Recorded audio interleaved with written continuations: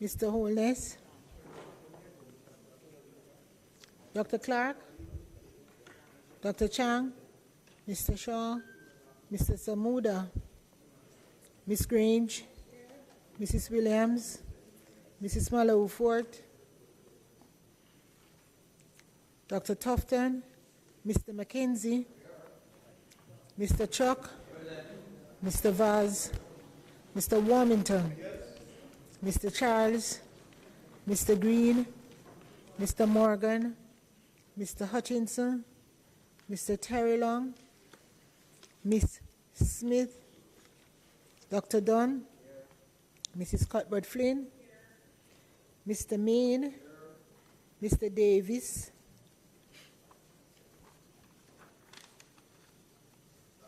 Mr. Witter, Mr. Brown, Dr. Brown Burke, Dr. Charles, Mr. Chin, Mr. Clark, Mr. Cousins, Ms. Crawford, Ms. Daly, Ms. Davis, Mr. Golding, Mr. Graham, Dr. Guy, Ms. Hamilton, Ms. Hannah, Mr. Henriquez,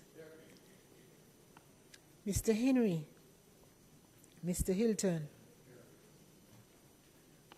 Mr. Jackson, Mr. Lawrence, Ms. Lee, Mr. Miller, Mr. Montague, Ms. Morrison, Mrs. Nita Garvey, Mr. Paulwell, Mr. Phillips, Dr. Phillips, Mr. Robertson, Mr. Robinson, Mr. Siblist, Mr. Slowly, Mrs. Vaz, Dr. Wheatley, Mr. Williams, Mr. Wilson, Mr. Wright.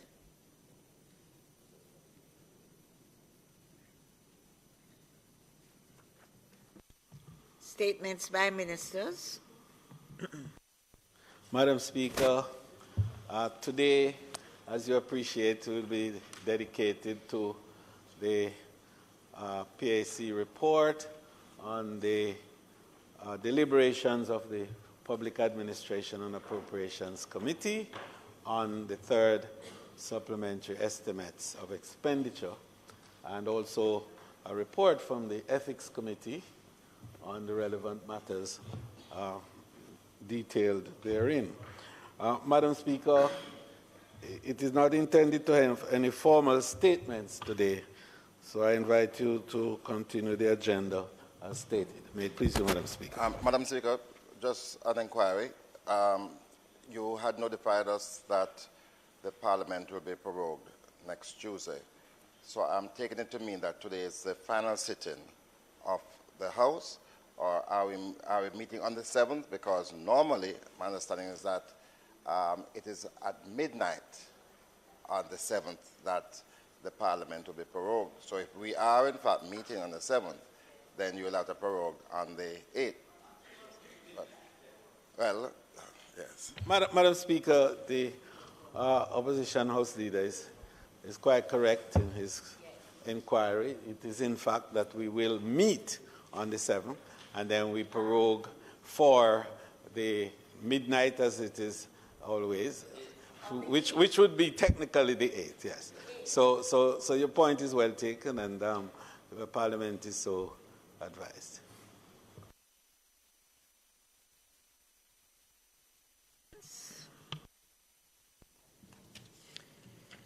Laid on the table of the House today are the following: Annual Report of the Montego Bay 1975 Limited, the Montego Bay Beach 1975 Limited for the financial year 2013-2014. Report of the Public Administration and Appropriations Committee on its deliberations on the Third Supplementary Estimates of Expenditure for the financial year ending March 31, 2023, and the Auditor General's Department Certified Appropriation Account Head 8,000 Independent Commission of Investigation for the year 2020-2021, and head 26,000 Ministry of National Security for the year 2018-2019.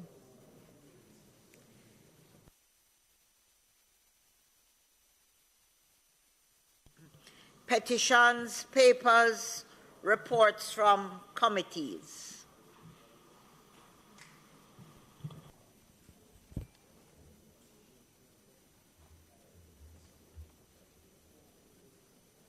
Reports from committees.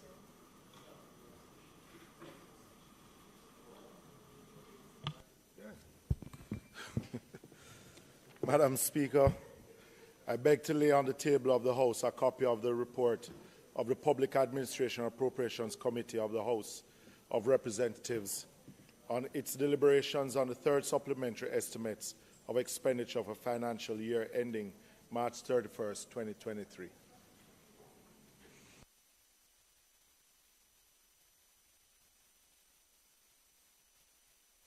Madam Speaker, the chairman of the Ethics Committee will be here shortly, and at a later date I'll ask for a recommittal. So we'll defer that item. Very well. May it please the Madam Speaker. Notices of motions given orally.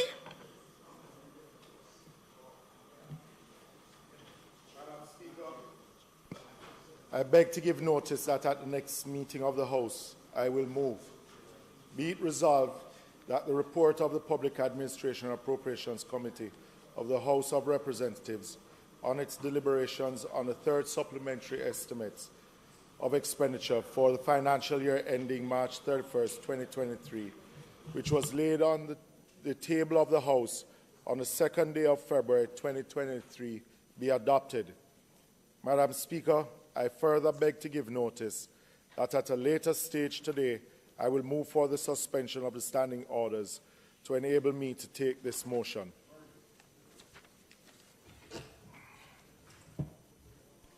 Questions and Madam Speaker, I beg to give notice that at the next meeting of the House, I will move. Be it resolved that the Third Supplementary Estimates of Expenditure for the financial...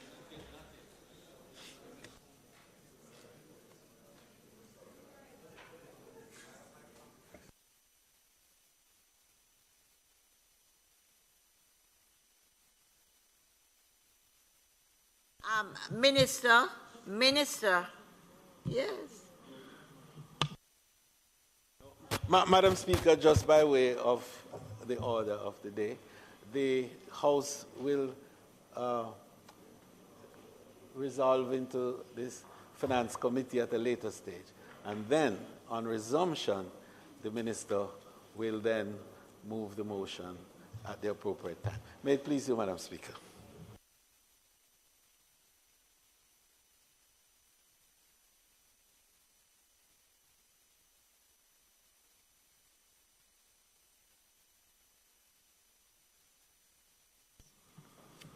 Motions relating to sittings of the House.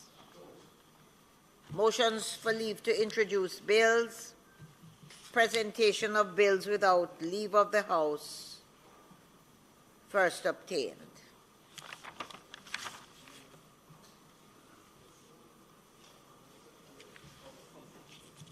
Public business.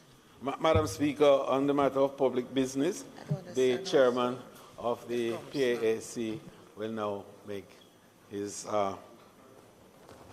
resolution, or rather his report, based on the motion that he had raised earlier.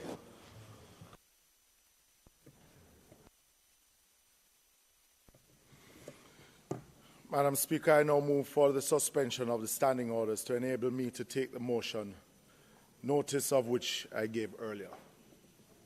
Question before the House is that there's a suspension of the standing orders to enable the member to take the motion, notice of which he gave earlier. Those in favor? Those against? The ayes have it. Thank you, Madam Speaker. Madam Speaker, again, I want to thank the members of the committee short notice. We had a good attendance of the members of the committee turning out for the review of the third supplementary budget estimates. The third supplementary estimates 2022-23 of 998.241 billion represents an increase of 24.541 billion or 2.5% over the 973 billion approved in December 2022 with the second supplementary estimates. The new parameters of the budget shows a 4.5% increase in recurrent expenditure, a decline of 3.5% in capital expenditure, and a marginal increase of 0.12% in public debt service. The change in relation to compensation, the Financial Secretary noted that 23.7 billion of the increased provisions in the third supplementary estimates were to facilitate payments under the public sector compensation restructuring exercise. This reflected adjustments to the initial proposal following continued negotiations and settlements with various unions and bargaining groups. Secondly, payments of a higher percentage of Year 3 projected payment in Year 1. And thirdly, impact of overtime hours that were not accounted for in the previous estimates. The Financial Secretary noted that the additional resources for compensation now raises compensation of employees to 334.4 billion or 11.4% of GDP. The third supplementary estimates reflects a gross increase in recurrent programs of 7.2 billion, which is offset by savings and reallocations of approximately 4.5 billion to yield a net incremental amount of 2.7 billion over the second supplementary estimates. The adjustments of recurrent programs facilitates the allocation of resources. 1.79 billion represents a one-off payment equivalent to 10% of the annual travelling rates paid to relevant officers between April 1, 2021 and March 31, 2022. 1.6 billion representing an additional subvention to the University Hospital of the West Indies to assist the hospital in meeting its wage bill under the new compensation system. 300 million additional provision for pensions to adjust the sum budgeted in financial year 2022-23. 600 million to the University of the West Indies Mona campus to assist in meeting their operational expenses. 429 million to the National Solid Waste Management, for which 227 million is to clear advances provided in December 2022, and 202 million to assist with meeting operational expenses. 911 million to clear outstanding utility errors owed by MDAs. The capital expenditure, Madam Speaker, estimates reflect a net reduction of 2.3 billion after reallocation of 1.1 billion to the Southern Coastal Highway Improvement Project and for the commencement of civil works on the new Christiana Tax Office.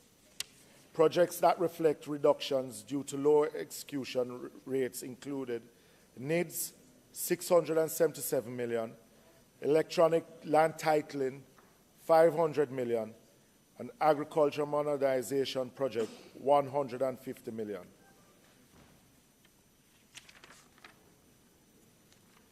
The additional expenditures under the third supplementary estimates will be financed from the expected improvement of 25.4 billion in revenue flows, largely due to higher tax revenue flows.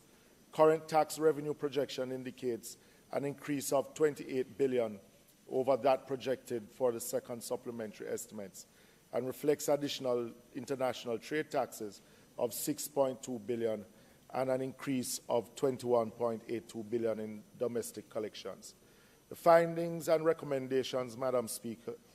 What are the reasons for the increased allocation on the Southern Coastal Highway Project? Noting that 1.1 billion increased allocation to the project One member queried whether the additional amounts were to cover variations or cost overruns. The FS informed the committee that the increase was to cover the cost of installation of pipelines and for other contract obligations. What were the reasons for the 150 million reduction in the modernization of agricultural sector program? One member recalling the awareness by the Parliament of the negative impact of climate change on the agricultural sector and the high hopes that were expressed with the US 25 million MASP that was introduced in 2020 with the purpose of improving the infrastructure for food safety and export competitiveness, enhancing the integration of small farmers into major supply chains. Asked why the 150 million was being cut from the MASP in 2022-23, the FS informed the PAC that funding for the MASP was being reduced because the Ministry of Agriculture is revamping the program. Why was the allocation to access to financing for MSMEs reduced by 300 million, noting that the allocation of 750 million for the access to financing for MSMEs was reduced by 300 million because of slower than planned implementation. One member asked about the specific factors leading to slower than planned implementation, whether the application process was cumbersome or MSMEs were just not interested in the loans or other causes. The FS noted that the program was administered by the Development Bank of Jamaica, but that she was unaware of the specific causes of the slow take-up of the loans. What accounts for the shortfall in expenditure for implementation of the National Identification System for Economic Growth needs?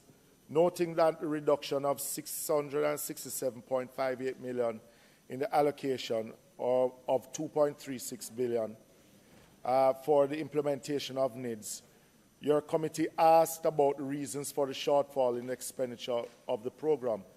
The Deputy Financial Secretary explained that there were 3 reasons for the shortfall which had slowed implementation. These were delays in the completion of the redesign of the enrollment sites, resulting in savings being which will not be paid out to the contractors for fiscal year 2022-23. There has been delay in the delivery of the redundant power supply, and there has been a delay in the transformation of the Registrar General's Department and getting the authority established. Because of these various delays, some of the funds were allocated for these projects has been withdrawn and will be reallocated. What are the challenges facing the electronic land title systems? Your committee noted that 521 million had been allocated for the establishment of the electronic titling system, but that allocation has been reduced to 21 million, suggesting that the project had not gotten off the ground. Your committee asked about the challenges that had caused such delays in the project. The FS responded that she did not know, but promised to look into it. What accounts for the 60% reduction in revenues from the bauxite levy? In relation to the question, the Financial Secretary informed the committee that the expected revenues were projected inflows from arrears, but at this point in the financial year, these were unlikely to be forthcoming, and thus the projections had been downwardly revised. One member inquired whether the shortfall emanated from Jamaica not fully recovering from the fire. The FS noted that though Jamaica was still operating below capacity, the shortfall emanated from Noranda. What are the plans to return to the target of reducing compensation of employees to 9% of GDP, noting that the public sector would increase to 11.4% of GDP in fiscal year 2023. Your committee inquired about the plans to realign with the trajectory of reducing public sector compensation to 9% of GDP, as mandated by the Jamaica Fiscal Responsibility Law. FS noted that this is to be addressed by the Finance Minister in his address to Parliament shortly. Madam Speaker, again, I would like to thank the members of the committee and the clerk of the committee in preparing this report in the shortest space of time. Please, you, Madam Speaker.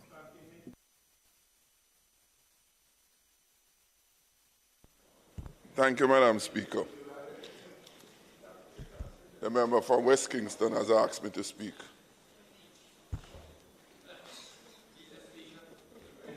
Madam Speaker, as we are aware, this supplementary budget seeks to do primarily with the recurrent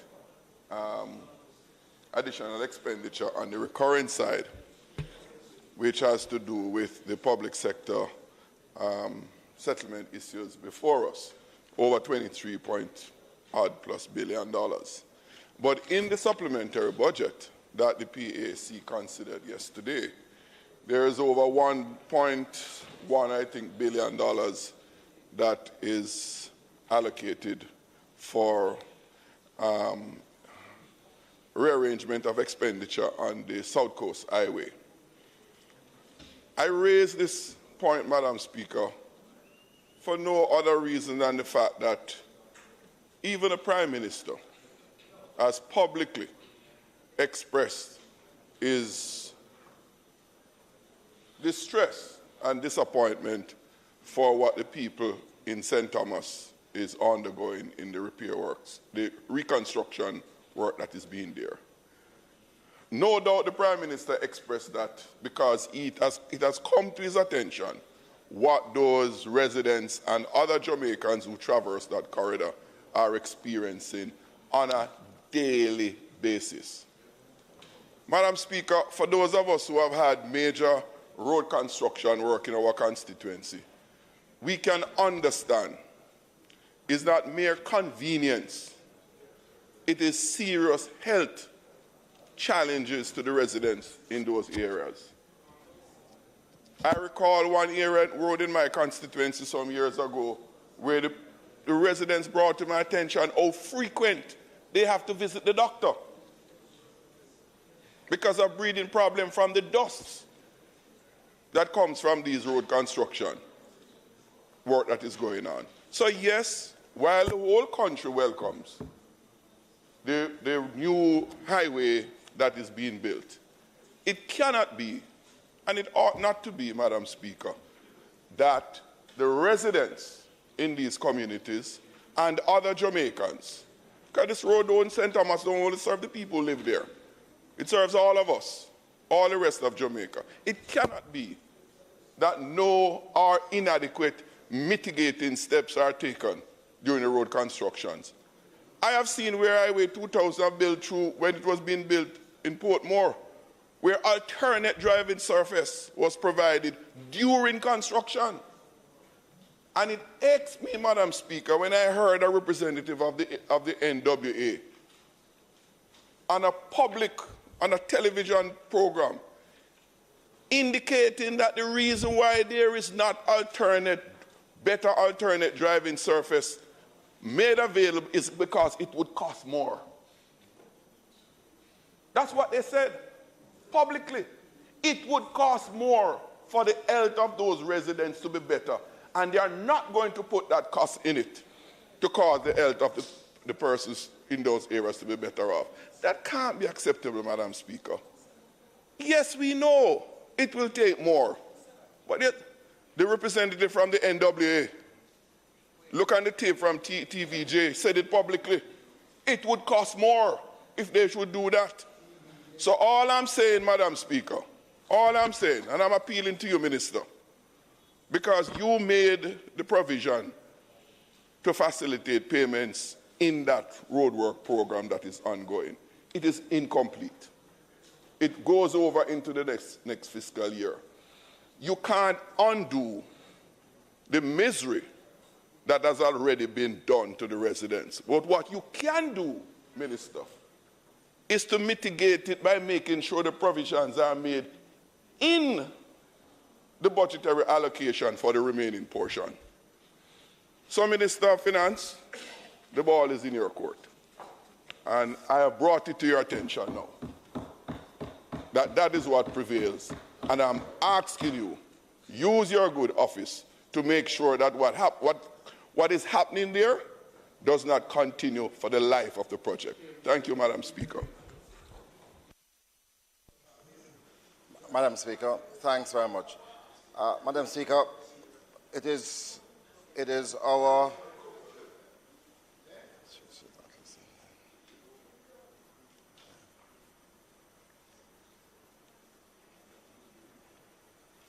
Madam Speaker, you will forgive us because it is our intention that when we go to Standing Finance Committee, we will not delay the House too long. So, just briefly, and in fact, the Minister can remain where he's at so we can get through that process quickly. But based on the report from the PAC, I just want to raise two issues. One is a long-standing one. The Minister is aware that 3 years ago, when we were at the conference center, I had raised in a similar setting when we were discussing at the time the second supplementary estimate for 2020 or thereabouts, the issue of the residents by Harbour Drive, where for years they have been fretful over the prospect of flooding based on an unfinished project that started some time before, continued, but still remains. And we had gotten a commitment 3 years ago that a provision of $70 million would have been attached to the St. Thomas project being done by Czech. And to date, not a dollar has been spent on that project. Madam Speaker, the matter has been investigated by the public defender. A report has been made. That problem is in urgent need of correction. If a long time, but let one flood rain come. And the question won't be how many years we've been waiting, it's how many lives have been taken. Yes, could have been saved, could have been saved. So, Madam Speaker, I again bring it to the Minister's attention, and I am eliciting another promise for the matter to be dealt with. The second matter, Minister, that I would have raised, and I see your colleague trying to preempt me, but it is in relation to some funding that is available for some main roads. Members of Parliament have been advised to make proposals for $40 billion to attend to main roads, NWA roads. Madam Speaker, to the Minister, I can't tell you how many of your colleagues inside here would prefer to be able to address roads that matter to them. And roads that matter to them are the secondary roads, non-NWA roads. And sometimes we come here and try to differentiate between what is NWA roads and what is parish council roads. But when you eyeball your constituents, they are telling you about the road where they live and how they are having difficulty in accessing it. They are telling you about the roads that people traverse to get to schools in their areas. And whether or not, when I fix Windward Road, we love it. But it's people who travel through Windward Road to go to other places who really benefit. My people want their roads. Lucas Road, Waterloo Road, Montague Street. Those are the roads that I want to get done. And I'm asking, Minister, on behalf of everybody else except one, that those funds be reallocated to assist with those internal interior roads. Thank you very much, Madam Speaker.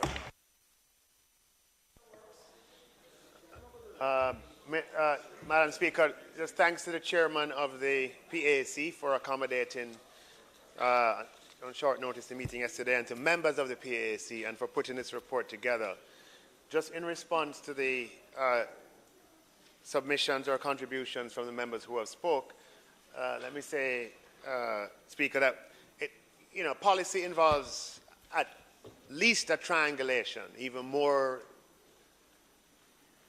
arms than the triangulation suggests, right? That, yes, I do have a role to play in putting together the budget, but I do so in collaboration with ministries, departments, and agencies. And for the matter that was raised about the South Coast Highway and amounts allocated to, as a measure to, in realization or recognition of the circumstances in which people who live there have to endure during this period of construction, I share the concern that the member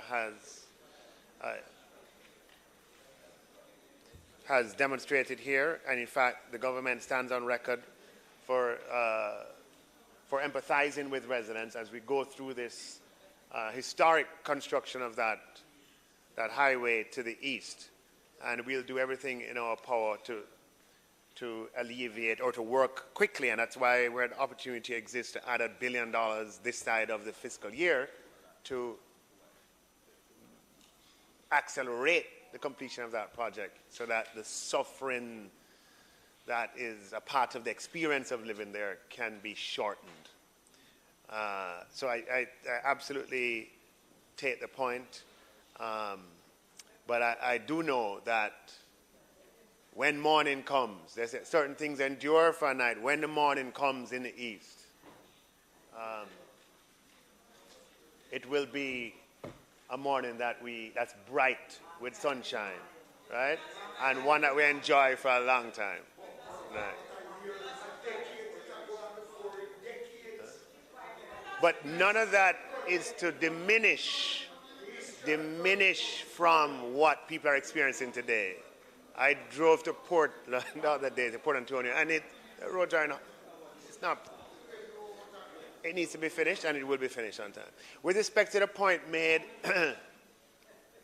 by the leader of opposition business, your second point on the allocation to roads, I mean, I thought you would start, though, leader of opposition business, with a recognition that in the second supplementary estimate, $3 billion were allocated to roads by a constituency basis. And I'm glad for you to allow me to remind everybody and remind the country of that. We have not had such an allocation mid-year in quite some time. And I know I speak on behalf of a number of parliamentarians who have expressed on behalf of their constituents maximum appreciation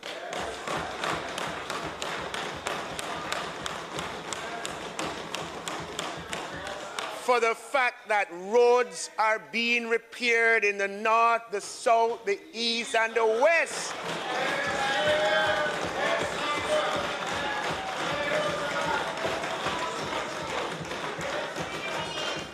And the member of parliament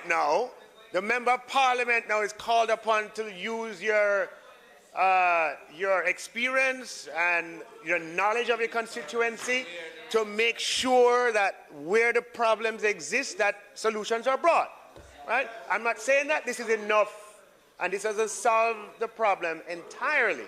I know in the Speaker's constituency, I've driven through places in Trelawney, in Portland, we have some way to go. I know in my own constituency, with this allocation, I've been able to attend to some roads that were Caldwell Avenue, where I was able to attend to some roads that have been, that have been for a long time. So, no, it's a parish council road. But so what I'm saying to you, leader of opposition business, right, is that we first start with acknowledgement of the $3 billion and $40 million, okay? And then I would say to you, for the rest of your thing, take it to Meg JC and Minister Warmington, I beg you, okay?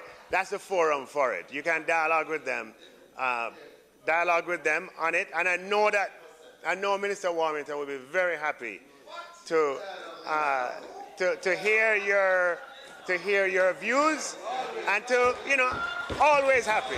I know I speak on behalf of Minister Warmington. Very happy to engage with you on that. Which one? Which one? Right. Okay. That's when you said you wanted to tag on into the big project. Again, I would advise you have a word with Minister Warmington and let's see what we can do. Okay? But thank you for raising it. Yeah. Madam Speaker, I have to close it today. I have to close it. Madam Speaker, just on the issue of the road, and I think I speak for the members on this side. It is not that we are not appreciative of the amount. Yeah?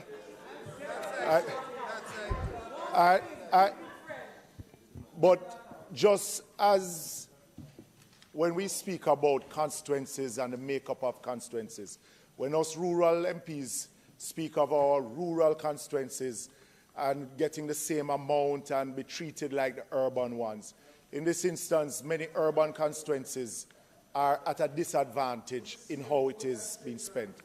But I would hasten to say, Minister, is that looking at the next financial year, even though the budget is somewhat casted already, is that we look at how it is that we deal with road maintenance, not only on NWA road, but the Ministry of Local Government needs assistance also in dealing with parochial roads, because majority of the road network across the island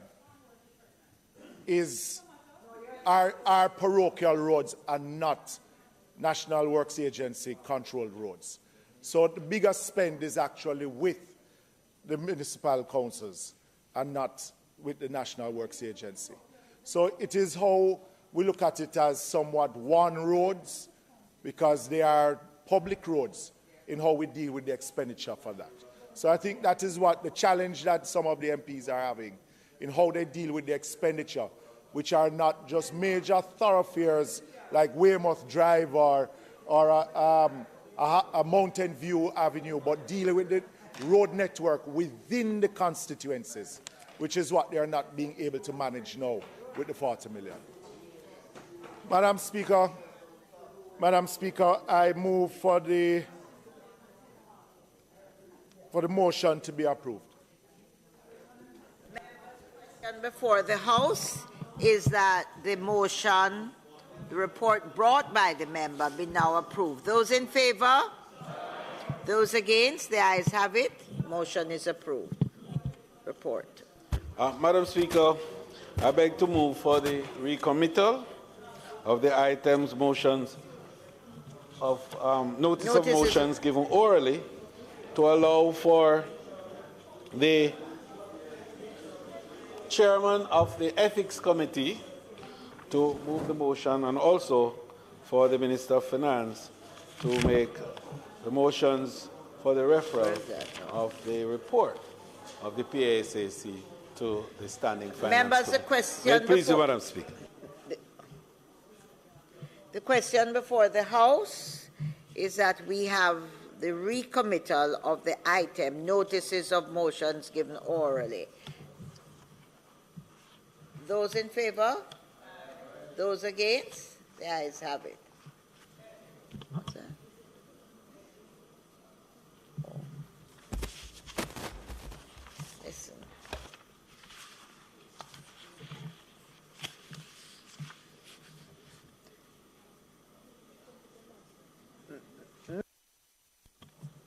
Members, also,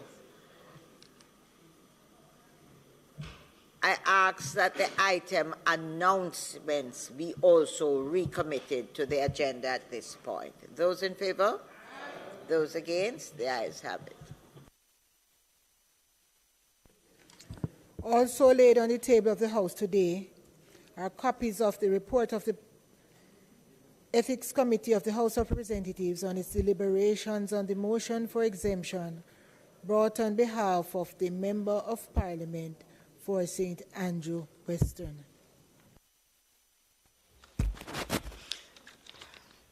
Members, in keeping with the standing orders, the Ethics Committee was re-established as per the report, with all members continuing, and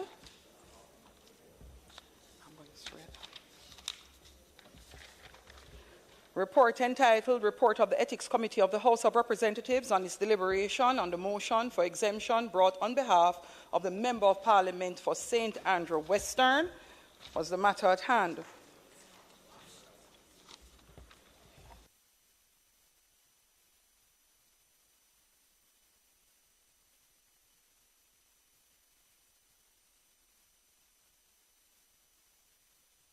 Madam Speaker, I beg to give notice that at the next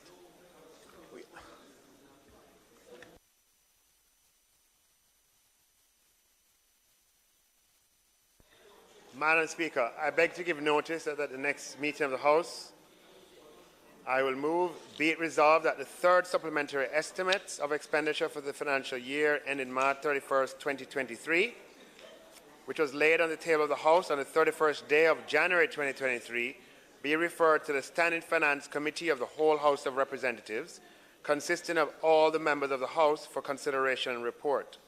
And be it further resolved that the committee, during its deliberations, take into account the recommendations contained in the report of the Public Administration and Appropriations Committee of the House of Representatives on its deliberations on the third supplementary estimates of expenditure for the financial year ending March 31st, 2023, which was laid on the table of the House on the 2nd day of February 2023. Madam Speaker, I further beg to give notice that at a later stage today, I will move for the suspension of the standing orders to enable me to take this motion. Members, just before we get to public business now, it is to be noted that we have just completed reports from committees and notices of motions given orally. So we're now at public business once again. Madam Speaker, on the matter of public business, I seek the recommittal of the House to allow for the item public business to be.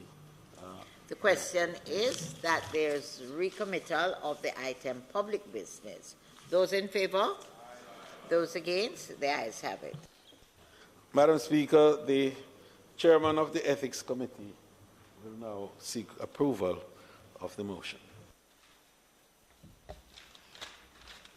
I beg to give notice that at the next meeting of the House, the report of the Ethics Committee on the House of Representatives on its deliberation on the motion for exemption brought on behalf of the Member of Parliament for St. Andrew Western be taken.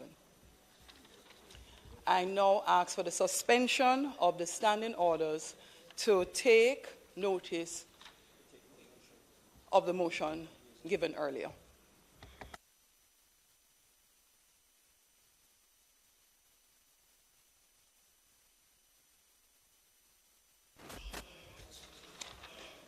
In respect of the report of the Ethics Committee on the House of Representatives on its deliberation of the motion for exemption brought on behalf of the Member of Parliament for St. Andrew Western, Member of Parliament for St. Andrew Western is an attorney and has been made a partner in the law firm Samuda and Johnson, attorney at law, and may from time to time enter into contracts with the government of Jamaica and its agencies.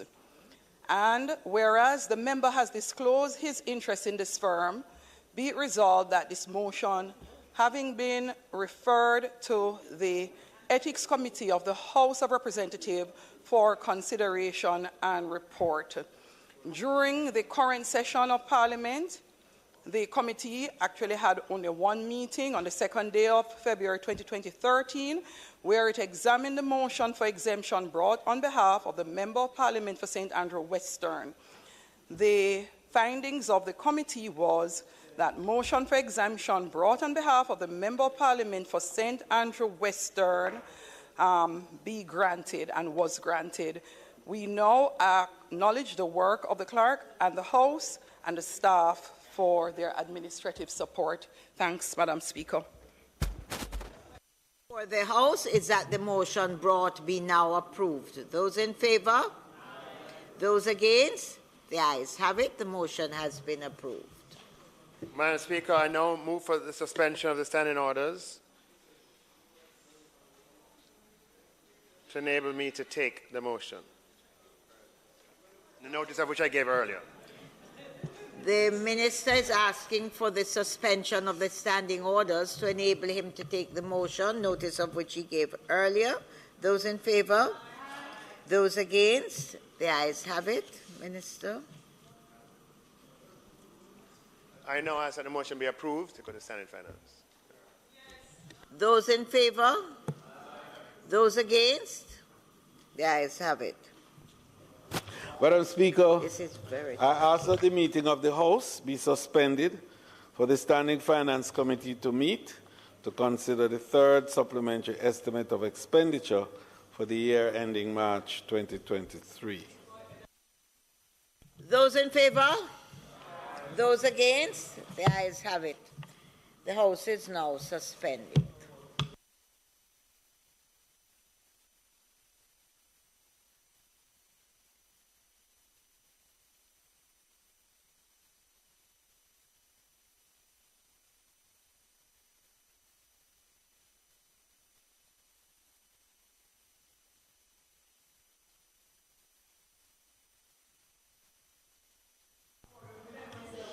I know you don't have no question.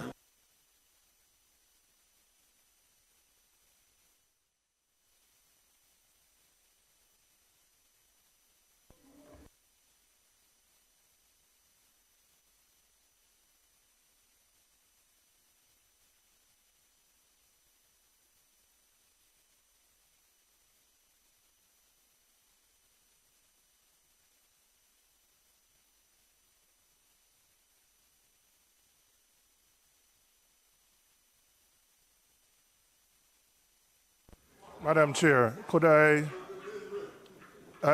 don't have lots of questions, so could we just take the questions and then commit the book instead of doing page by page?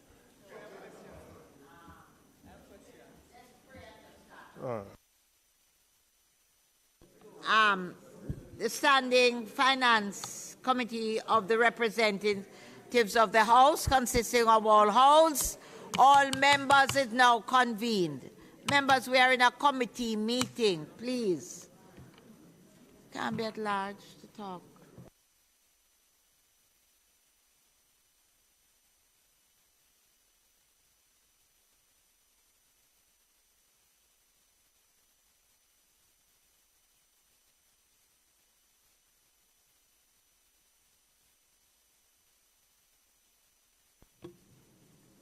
Ms. Hannah, a member from St. Anne, can I ask you to pray? Lead us in a word of prayer.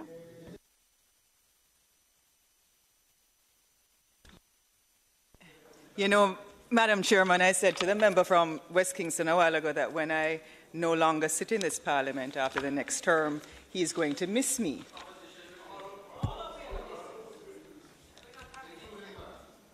Let us pray. Dear Lord, as we come before you this afternoon, we ask for your solemn guidance as we deliberate the future of our country and the nation's business, in particular our finances. May you give us patience, strength, and fortitude as we deliberate with good grace on behalf of the Jamaican people. These mercies I ask in your Son's name, Jesus Christ. Amen. Thank you very much. Members, you would have remembered that on the 31st day of January 2023, the House of Representatives, by resolution, referred the third supplementary estimates of expenditure for the financial year ending March 31st, 2023, to the Public Administration and Appropriations Committee of the House of Representatives for consideration and report. The committee's report, along with the Third Supplementary Estimates of Expenditure for the year ending March 2023, is now before us for consideration and report. There was, just before we started the committee meeting, a suggestion from member of the opposition as how we should proceed. House Leader, can you guide us? The opposition member was making a suggestion. Yeah, Madam Chair, it is traditional, of course, that the Minister of Finance will make his opening comment, and it would be followed by the comment from the opposition spokesman. In that process, indeed, the member from the opposition can make the questions, and then we proceed. No, but you don't ask the question. He has to open, and then you do the questions. Yeah. I propose that we move straight to questions. Yeah. Thank you, Madam Chairman. First question relates to the current revenue projections and an increase of 28 billion over what was projected in the second supplementary. Could the Minister indicate how much of that arises from the compensation review, where allowances that were previously not taxable will now become taxable? That's the first question. Yeah, I don't have the figure on allowances that weren't taxable that become taxable, but I do have an overall figure. I mean, clearly, if compensation increases, then, you know, your tax is based on the level of compensation. So it's a natural thing that compensation increases, then revenue also increases. And I think of the 28 billion, I think 7 billion of it is related to the increase in compensation.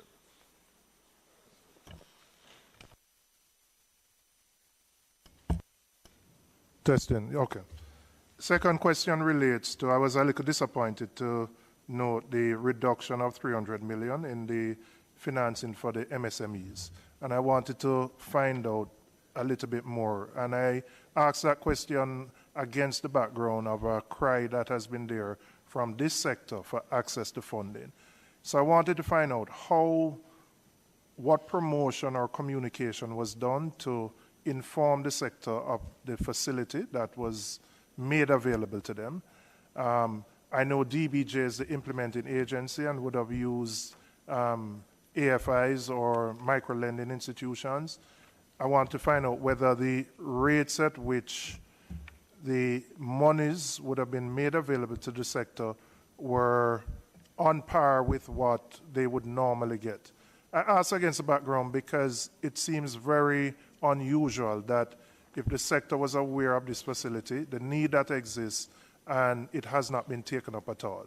So I wanted to ask the Minister that. Yeah, it's not that it hasn't been taken up at all, but not fully. And the truth is, this year we have a multiplicity of options that are available. You'd have remembered in the budget debate, I'd have announced the various funds that were coming on stream this year. We had the loan program as well through this one, and a number of other facilities. I don't have the specific answer as to why this one in particular is, we have extra space on it towards the end of the financial year. I could probably get by the end of the meeting, but I don't have the specific reason for that one. But I do know that there's a huge step up year over year in the volume of funds that are available, you know, equity and debt towards MSME. And it might just be that, you know, given the huge step up in volume, there has been an absorption, you know, challenge by the industry. I'd love if you could check, because it's such a critical issue in the country, and you know, we get the complaints. I know you get the complaints as well. So it would be good information to know, so it could inform how we move forward with providing support to that particular sector. Yes, I think I think I should be able to get that information and get back. All right. The third question, and you may have to lend on your colleague here to the member from Southwest St. Elizabeth. In relation to NIDS, there's been an underspend on NIDS, and I wanted to find out whether that is at all going to impact the rollout of the program, the proposed implementation time frame, and if the minister could indicate when Jamaicans would be able to start receiving those NIDS cards. Well, he's there, so he can answer. Yeah, some of the unspent amounts that we're projecting under this project have to do with some delays in the procurement of some of the key the key components. For example, there is some power supply equipment and generators for the data center that were where the supply was interrupted by about 8 months because of the global supply chain issues. The contractor has since delivered that, but it was held up for a period of 8 months. And there are other things that were earmarked to take place after that that won't take place in this fiscal year, and hence the resources that become available. And there's also delays in redesigning enrollment sites in Kingston, which resulted in a reduction in the allocation of payments to contractors. So the sites where people enroll had to be redesigned, and then people have to build them out. And the design was delayed, and therefore the payout to contractors has been delayed as a result. And then the regulations, there were some delays in tabling and passing the regulations, and there were some payments that were aligned with that. So those are the reasons for the allocation that we have made in the budget this year not to be spent. And it's every year we will have allocations on the capital side that don't materialize in full. What we've been able to do in previous years, because we had a major highway project that was always moving and with the ability to speed it up at any point in time, we've been able to absorb under expenditure by moving it into the highway project. Given where that project is today, the capacity for it to absorb under expenditure elsewhere is less than it would have been in the last 2 or 3 fiscal years. And you'd have noticed that over the last 2 or 3 fiscal years, or 4 fiscal years, where we've been able to use the highway projects to absorb under expenditure. All right. Well, could you may not be able to answer it, but your colleague, in terms of the projected rollout and implementation time frame, I noticed one of the reasons given is the delay in the transformation of RGD, which I know is a critical agency in terms of establishing the NIDS authority. So maybe your colleague I'll ask my colleague to answer the yeah. specific time frame issue.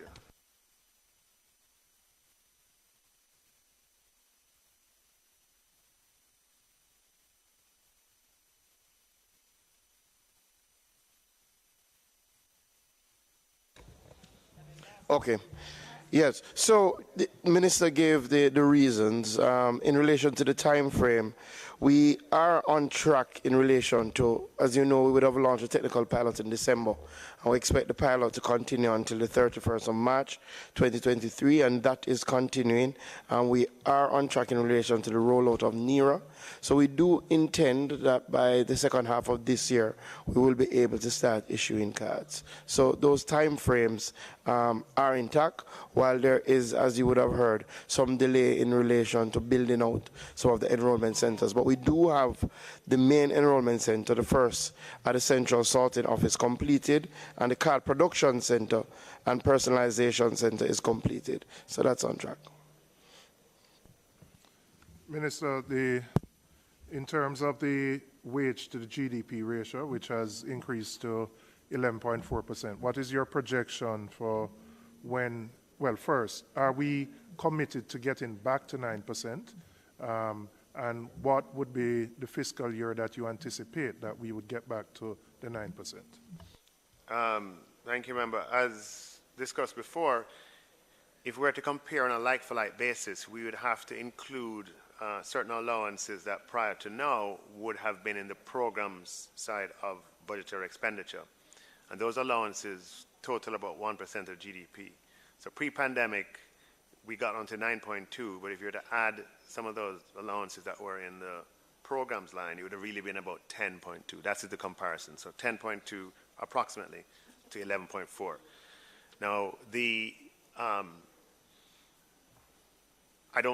I believe that over the medium term, we're going to need to, we can't have that grow much further, and it's going to need to come back into line over the medium term. Before sort of pronouncing on what we'd want to sort of target, I'd want to have sort of consultations with the unions, with yourselves, and so forth. It wouldn't be 9 because the like-for-like comparison would require, would be definitely 10 or 10.2 or thereabouts. But it's a conversation that we need to have. I think that a high wage bill introduces rigidity to budgetary expenditure because you can't easily adjust that figure in times of crisis, and it threatens crowding out investment in human capital development and social and physical infrastructure. So I'm happy for the attention that's been paid to it, because just as a society, government, opposition, unions, just everybody in Jamaica, it's a number that we want to ensure remains at a reasonable level. But I plan to say more about it in due course. Okay. Final questions on this new, I think it's called PIMS, Public Investment Management System. There are some concerns about the additional cost to projects by trying to put all public sector projects through this, and the significant time frame that it will take for all projects. I will tell you, some senior public servants have raised the concern with me that almost all projects have to be subjected to this. Projects that would be considered emergency, that require immediate intervention, which under normal circumstances would be addressed. But if you subject it to PIMS, you may be adding, in some cases, 15 to 20% of the project cost, and in some cases adding 18 to 24 months because of the level of analysis that has to be done prior to implementation. Now, what I don't know is whether, and it doesn't appear there's a particular threshold that is put on a project for it to be subject to PIMS, meaning it sounds as if a $200 million project faces the same scrutiny as a $2 billion project. And as such, we run the risk of applying a level of bureaucracy which is just going to slow down implementation. So I wanted your comments on that. The public investment management system was one of the major reforms that came out of our reform period of the past several years. And it is a critical and crucial reform that allows for there to be detailed planning and scrutiny for projects to enter the capital budget formally. So the public investment management process is staffed now by a department in the Ministry of Finance called the PIAB, the Public Investment Appraisal Branch, which took over from what was the Public Investment Management Secretariat, which was a project when it first came into being. And the idea is that capital expenditure has an impact on recurrent expenditure in the future. It's not just like buying a truck. If you buy a truck, you're going to have recurrent expenditure that goes along with maintaining and servicing that truck. And what has happened to us in the past, and one of the reasons we got into deep fiscal problems over a number of decades, was that we did not have best in class or did not have a public investment management process that adhered to the best international standards in terms of the rigor of analysis that would allow us to plan properly. Now, when you make these reforms and you put systems in place, it's difficult for entities to all, we only have been doing this for a few years now. meaning it would have, yeah, a few years. Huh? No, what I'm saying is, well, PIAB, for example, is like a year ago. But the antecedents, even that, doesn't have a tenure of 20 years in Jamaica, right? This came out of our reforms. One of the things that we're finding is that it might be necessary to invest in sort of more technical resources in ministries to allow them to comply with the requirements. There are ministries that know exactly what to do and how to do it, and they don't have any problem going through the public investment management process. But we do have areas where the right, right sort of modeling and financial technical resources to put in place the kind of analysis that's necessary, we find a bit under-resourced, and we may have to address that. But at the same time, let me ask. I mean, I absolutely understand the need to ensure that you know what expenditures will come down the road. What I'm trying to find out is what exactly is the mischief we're trying to solve here with the PIMS implementation. Is it a procurement issue? Is it just to ensure proper planning that we can account for revenues down the road? If you can tell me what exactly we're trying to fix in this case. No, it's a number of things. It's making sure that we get value for money for our capital budget, right? The capital budget hopefully it's 60 odd billion today. Next, at some point it's going to be 70 billion, 80 billion and so on. And the projects that go into that window, that pipeline, you want to make sure that they have been properly scrutinized as to their, in some cases, economic or social impact, in other cases as to the risks that might be involved in implementation, in other cases as to the expenditure that is going to follow or going to be is going to accompany this capital expenditure.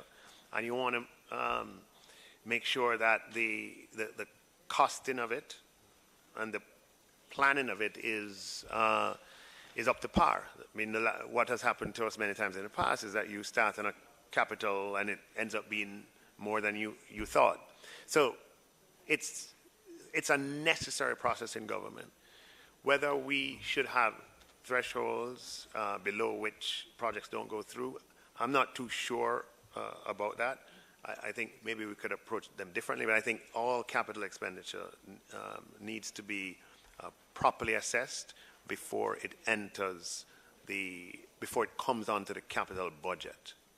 But as I said, one of the areas that we definitely should be able to improve is by ensuring that ministers have access to the proper technical resources that are required to fulfill the requirements of the public investment management process. So let me ask you, in a scenario where, and I think these are real examples, a bridge has collapsed and it is a capital expenditure and you need to respond in a quick manner because it is impacting lives, that project would have to be subjected to the same process as a $5 billion major infrastructure project. I mean, there's no doubt that there has to be room and for expediting of projects and for projects that might be necessary due to emergency circumstances. There has to be a way of expediting, but not excusing entirely. But there has to be a way of expediting. I mean, I do know of some of the cases that you might be alluding to.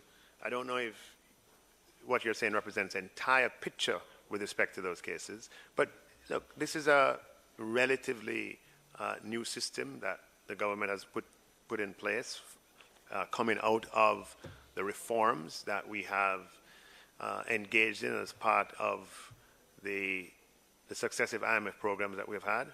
And it's a reform that is for Jamaica's benefit, that we have our capital projects are heavily scrutinized before they're even brought to Parliament for approval.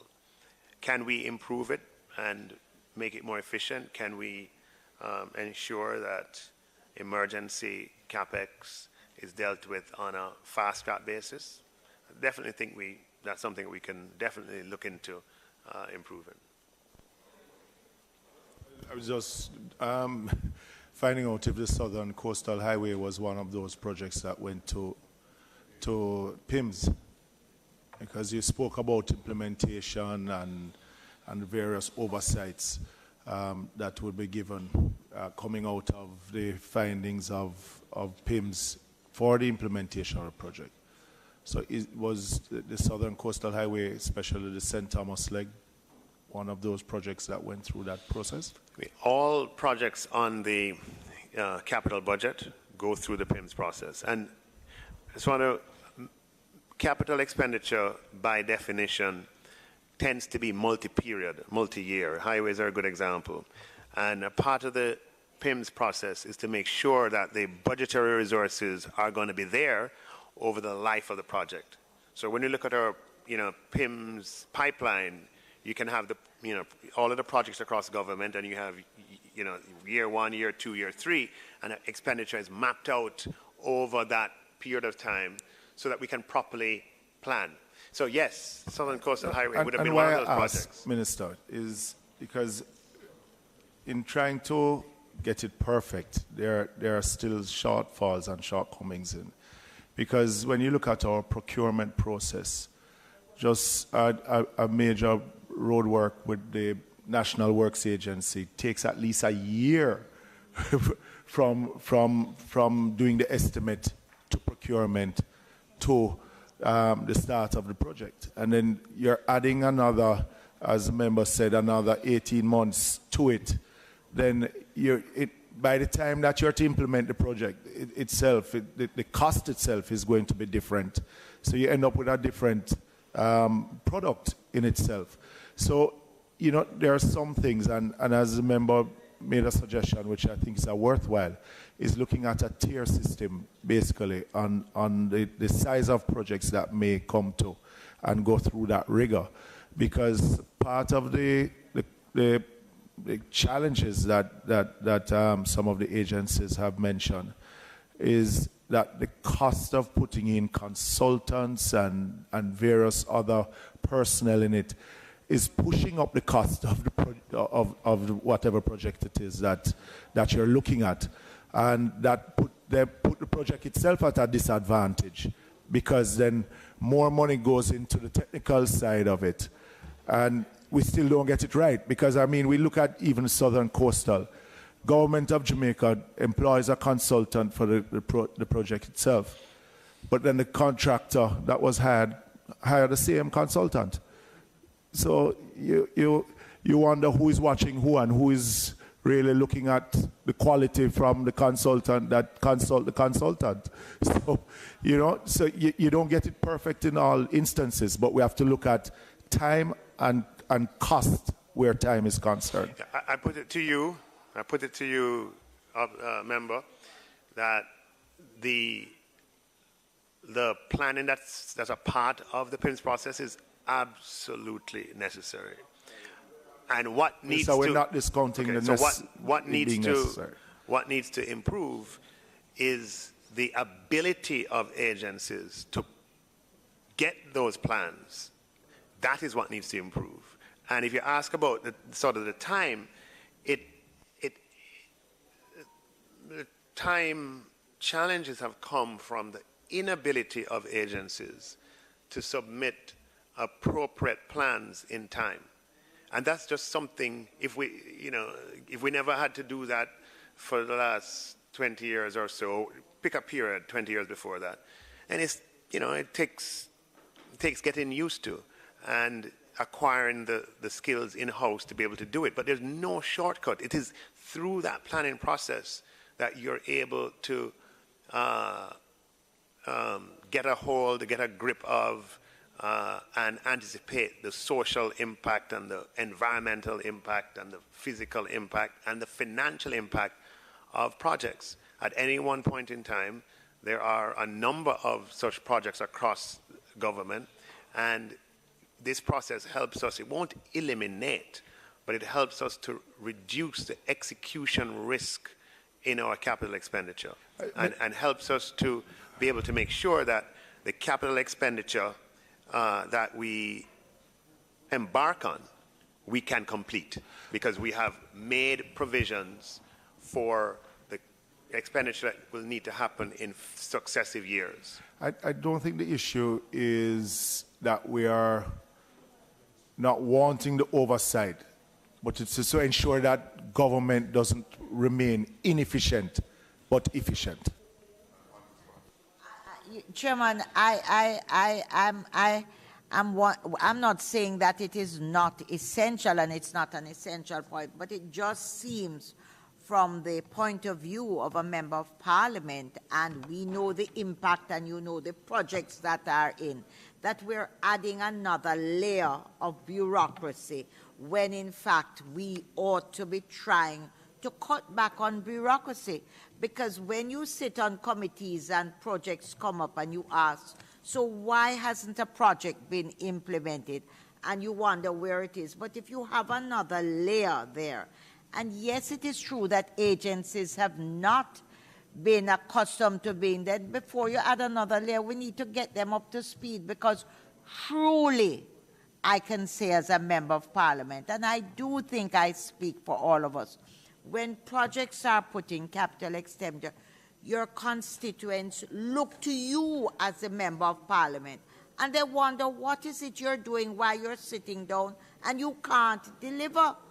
And that is a major problem that we as politicians, as representatives of the people face. So said Trowbridge. So I understand the frustration, and I too am trying to work through whether or not, even although you're looking at the financial implications and all of it, it is the social implications, it is what face the people as representatives that we have to deal with while we put the projects forward.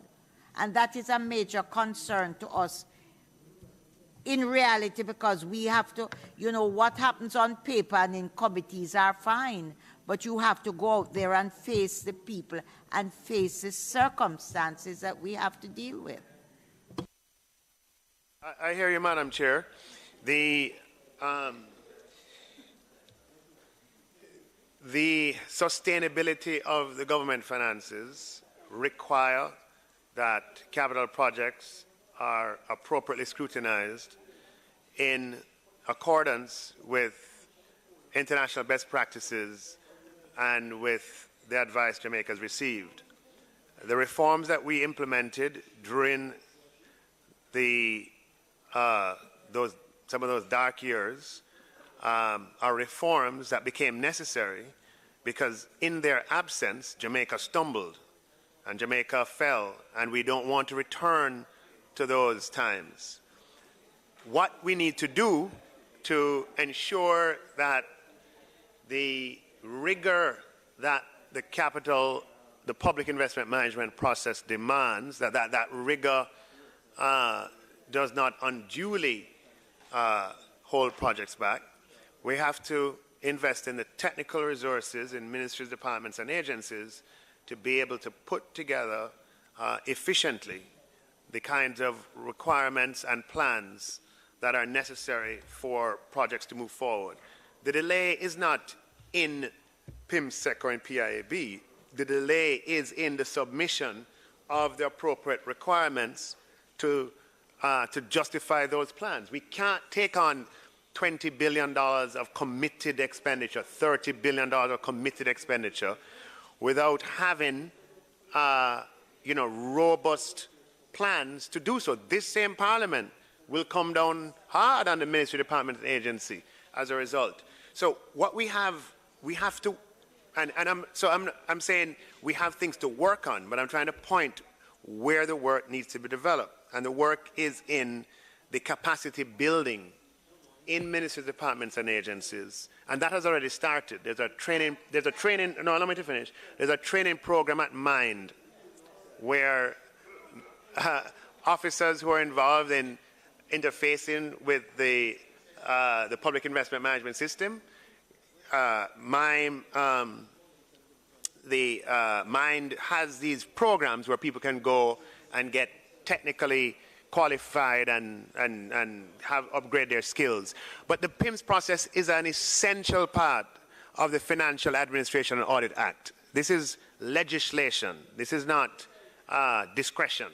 It's an essential part of the FAA Act, and it is for our good.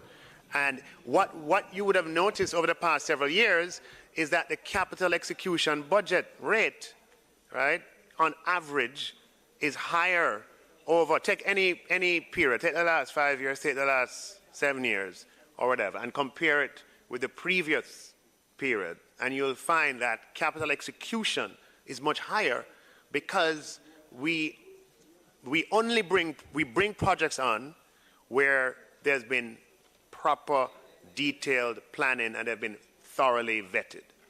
But Chairman, your points I appreciate hold on. I appreciate that at committee stage, and I believe it is necessary. But I do think that probably before we got PIMS, we should have trained or give the technical thing, because we don't wish to return, as you said, to the dark days. But at the same time, as representatives of the people, we don't want to darken the days in the constituencies where you put up a project and it can't come to fruition. That is a reality, and I'm sorry that I have to say it as it is, because we face it as representatives of the people. I could name projects right now. And I really,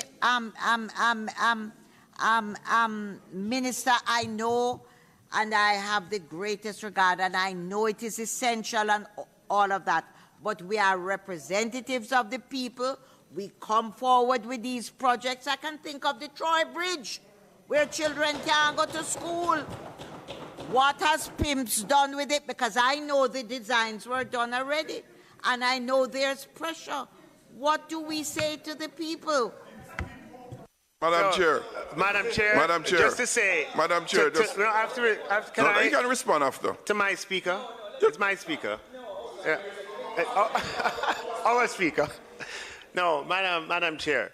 I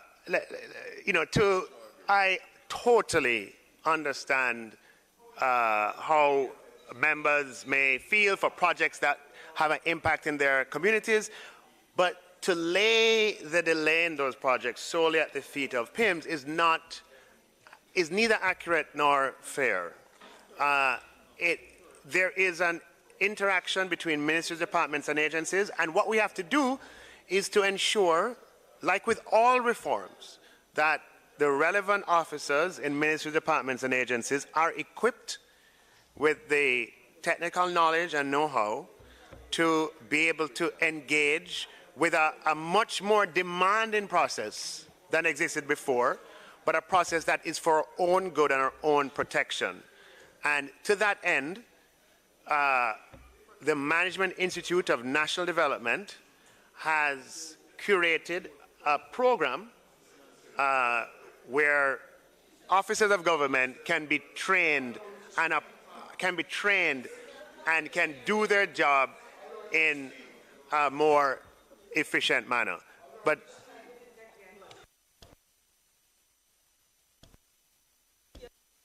Sure.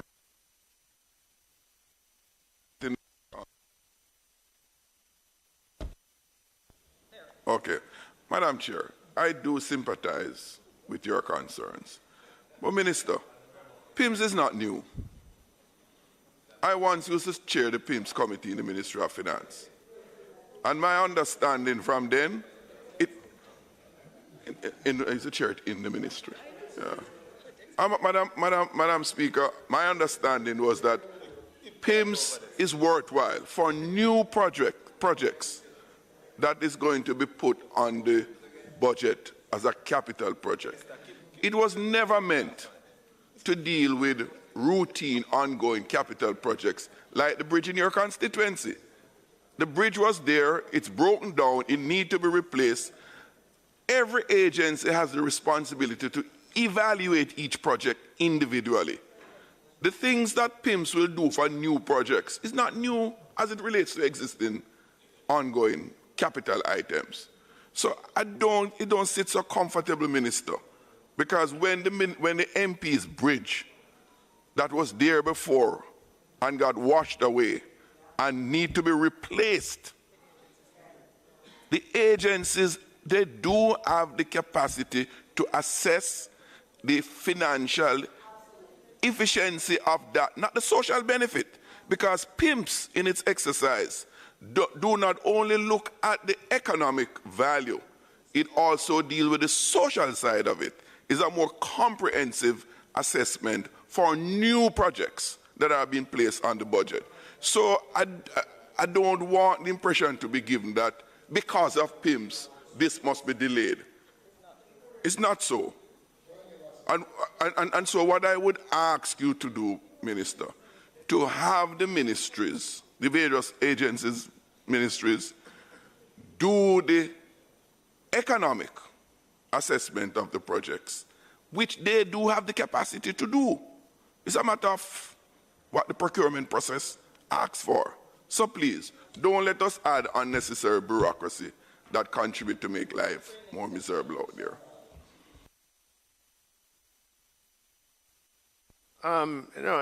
Remember, I don't want to portray the conversation, but this is necessary bureaucracy. Okay, I'm using bureaucracy in the original meaning of the word. It's necessary analysis of government to make sure that the people's resources, that taxpayers' money, is being properly spent. And let me say further that the public investment management process is a process that is underpinned by law, the Financial Administration Audit Act, and one that I, as Minister, do not have the discretion to circumvent. And neither will I even entertain that as an idea. What we need to do is to ensure that the ministry, departments, and agencies have the capacity to do what is required. That is what we need to do, and not to burn down the reform or to reverse the reform that is serving us very well. Minister, the only thing I can add to that is that you're speaking from the point of view as a Minister of Finance, and Absolutely. I am speaking, and that is my job. And we are speaking from the point of view as representatives of the people. I really feel strongly, I feel strongly that although you speak as a Minister of Finance, when we sit in here and put projects, we do so as representatives of our people. And if you are representing and putting a project and you can't go forward, and the social impact is that children can't go to school or there's a danger, then something has to come in. Because our ultimate duty when we are represented and come here to Parliament is to improve the lives of the people we serve. And that's exactly right, Madam Chair. You're in here as your role as representative, and in this chair in the committee, in my role as Minister of Finance. And no, in the chair, in this committee.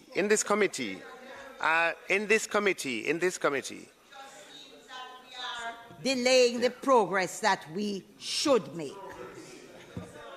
Yeah, so just for the listening,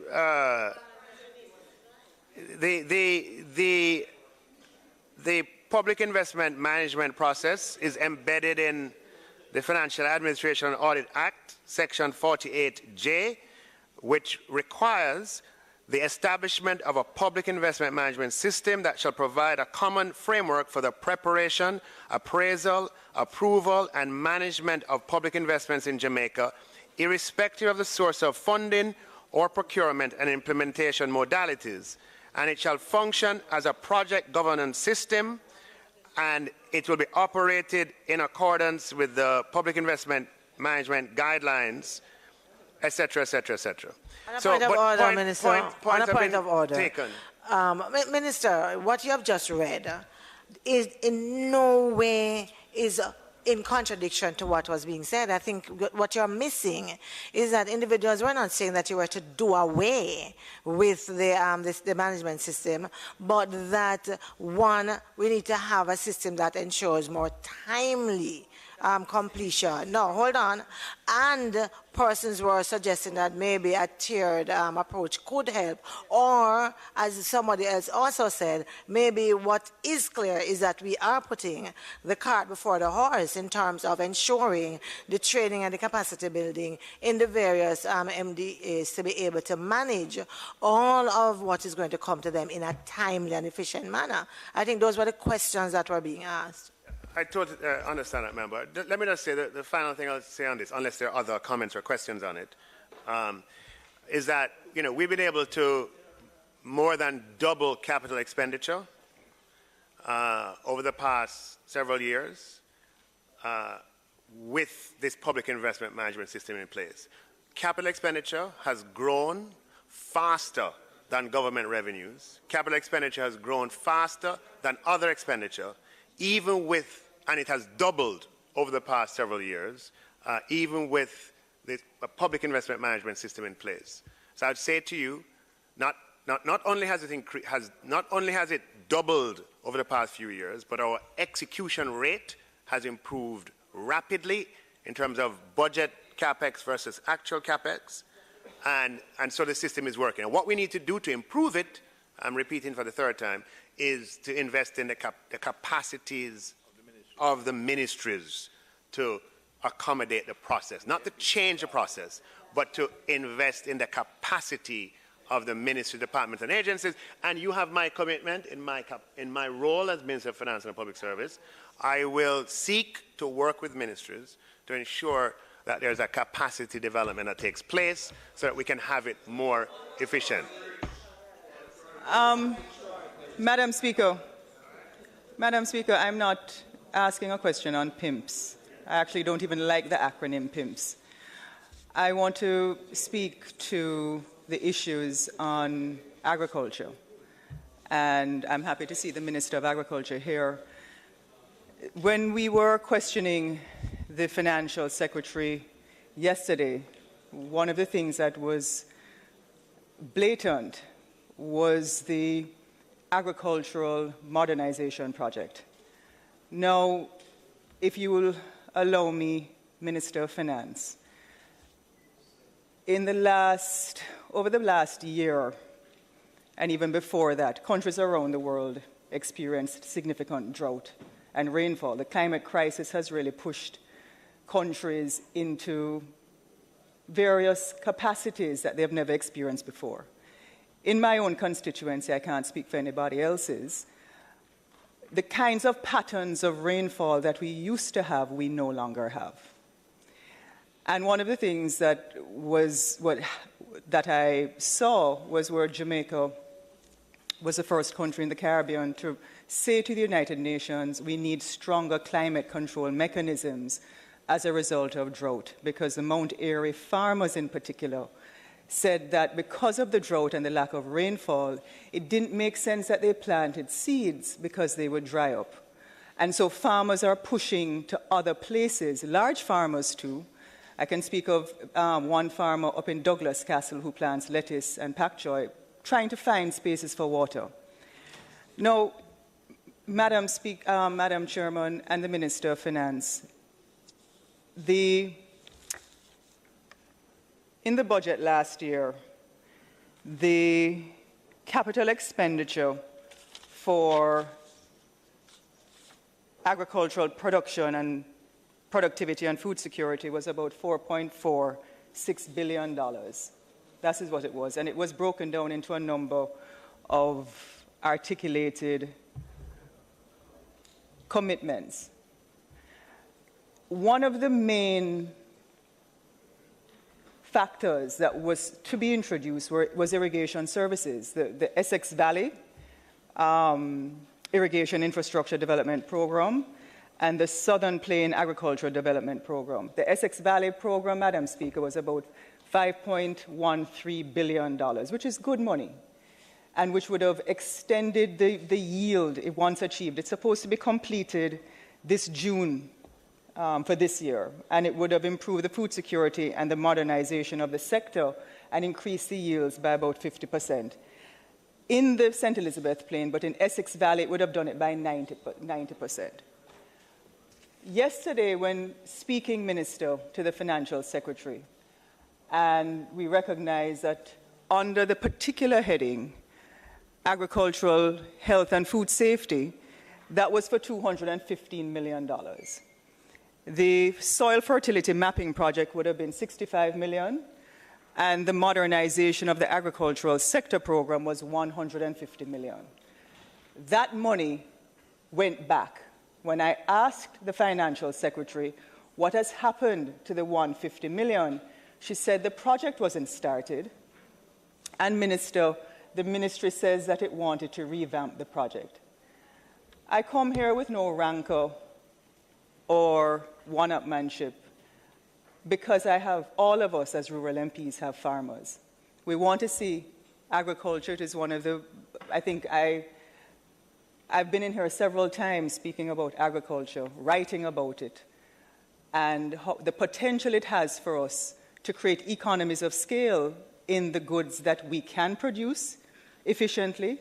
And certainly, if we do the right things, perhaps like Holland, by modernizing our sector with efficient and productive ways to counteract drought, give our farmers more technical capacity, improve RADA, etc., we will pay attention to an industry that I think can give Jamaica one of the best global competitive advantages, as well as give our people economic food and our rich nutritional content for their bodies. Minister, I want to know, and I'm happy that the minister is here. Perhaps there is a reasonable explanation why this $150 million has gone back. I want to know, when is the Essex Valley project is actually going to be completed? What is the status of the irrigation, and what, under these capital expenditures, for example, the $4.1 billion for agriculture, why was that $150 million sent back, and are we on track for the other projects to take place? Thank you, Member. One of the highlights of this year's budget, meaning the one presented in March of 2022, for me was when I announced what was the largest capital expenditure in the Ministry of Agriculture in many, many, many years, at least a decade, if not more, in the allocation of $4.7 billion towards agricultural capital expenditure. And the reason why I found that, or consider that a highlight, is because I share your view of the critical importance of agriculture to us at this point in our development. There's no debate about it. And $4.7 billion, if you can go back and look, there's not a time, even if you adjust for inflation, not a time in the last 10 years, 15 years, that we have allocated as much to CapEx in agriculture. Now, of that $4.7 billion, $150 million is being reallocated. Yes, it's a particular project that the Ministry of Agriculture, which is their right. Minister, if I could just stop you 1 second. Remember that $4.7 billion is for irrigation for other attendant issues. This one in particular was for a modernization project. So I want us to be very clear. So I want you to break down as well for me, and maybe the Minister of Agriculture can, what was to be modernized, why wasn't it started, and how will we revamp it going forward? So it was $4.7 billion. The Essex Valley was a big portion of it. I can't remember how much it was. Don't let the name of this one sort of influence. I mean, it's called, the $150 million project is called a modernization of our agricultural sector program.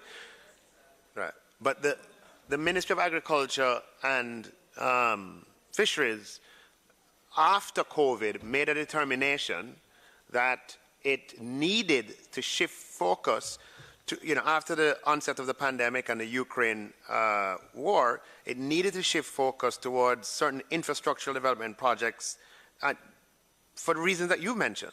including the agribusiness cold chain project, the establishment of seed storage, the development and expansion of On a point irrigation. of order, Minister, that financial year was 2021-22, and that was 1.2 billion towards a production incentive program.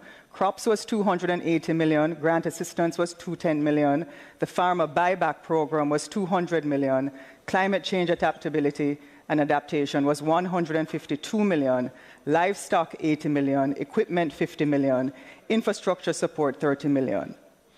Yes, so that was 21-22.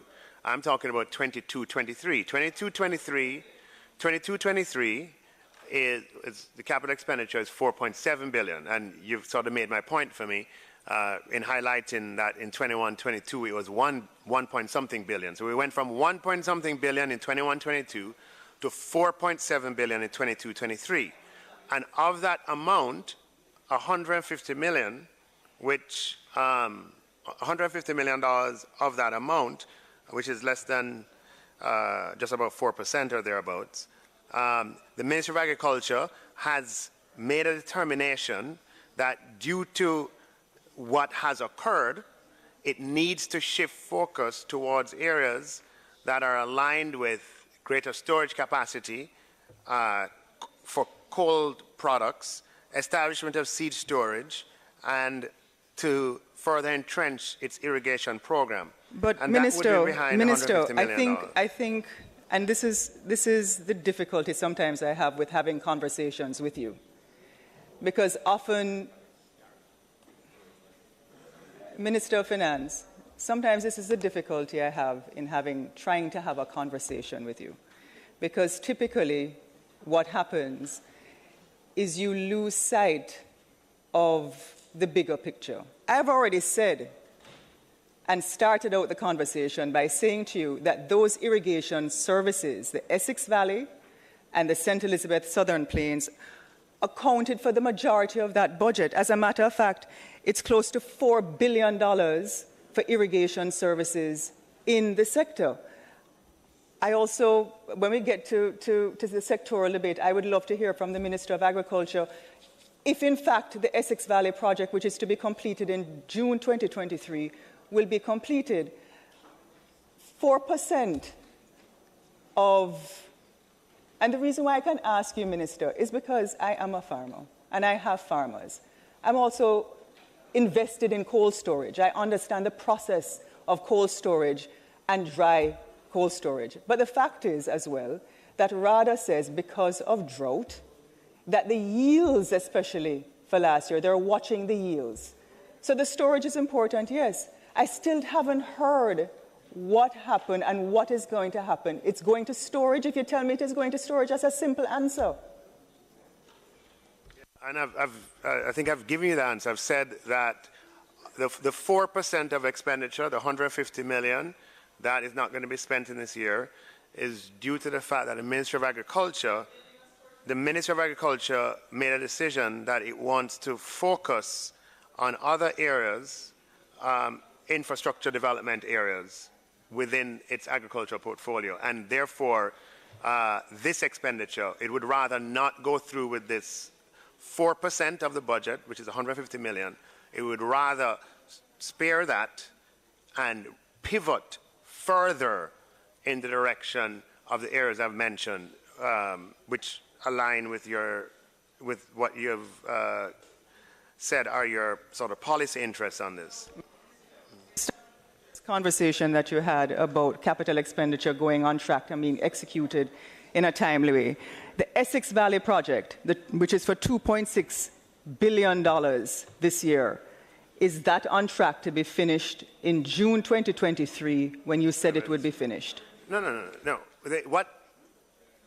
Let me, if I may, what's on track is we've planned to spend a certain amount on Essex Valley this year, and in this supplementary budget, we're not revising that expenditure, which indicates that at this point. You're not answering my question. Will it be completed this year, which is when it was supposed to be completed? No, I don't know where you're getting that information from. It should have been completed this year. In the budget for this year, we've allocated, I'll use the figure that you have, I don't have it in front of me, $2.6 billion to the Essex Valley project, but it was never intended for Essex. That's a multi-year project. It's a multi-year project. So $2.6 billion is just for this year. We'll also have another allocation next year. Yeah, but we'll have an allocation for next year. $2.6 billion is just this year. Minister of Finance, perhaps your Minister of Agriculture needs to go back and look in the budget for 2021-2022, where the technocrats mentioned a completion date or a close to completion date, because I would not have had that arbitrarily.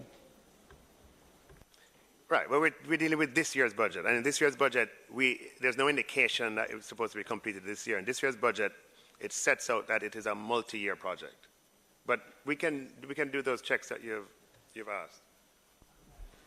Thank you, Minister. Thank you. House Leader. There's some, Minister of Finance, are there some amendments? Yes, there are amendments, Madam Chair, that I'd like to put to the committee, and those amendments have been tabled. It does need just a reallocation, a small reallocation of expenditure in light of some things that have emerged, and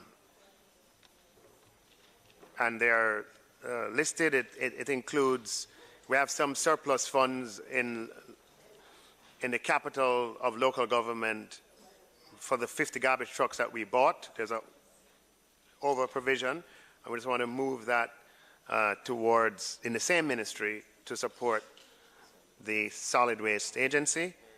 And there's an amount that we're moving from the contingency in the Ministry of Finance to support the JUTC, and other sort of smaller amendments.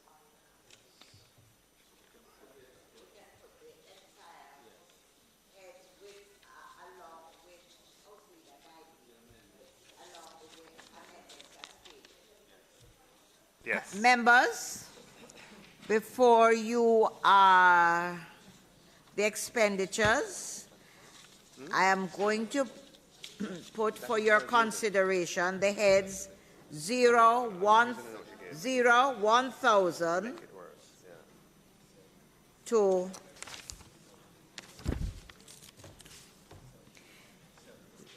72,000 C, along with the amendments as tabled. Those in favor? Aye. Those against? The ayes have it. So now, I therefore put the third supplementary estimates as amended before you as members for your approval. Those in favor? Aye. Those against? The ayes have it.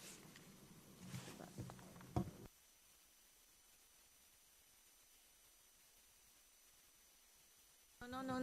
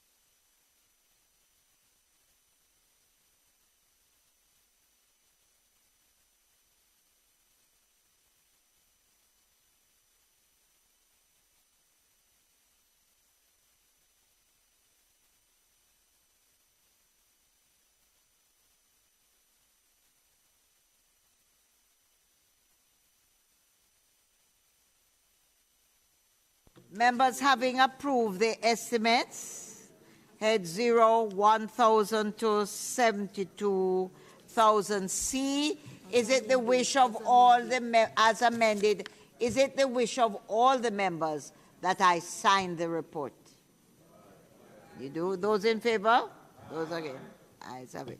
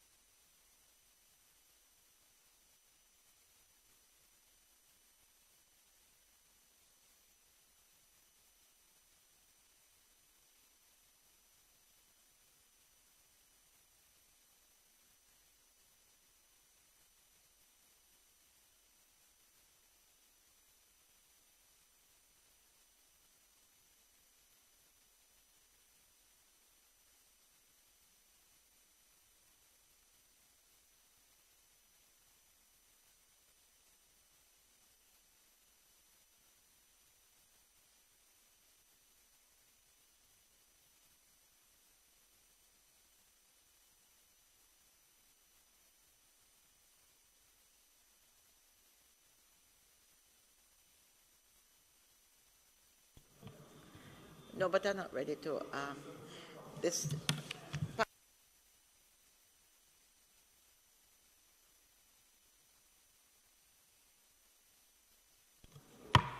Members, the Standing Finance Committee is now adjourned.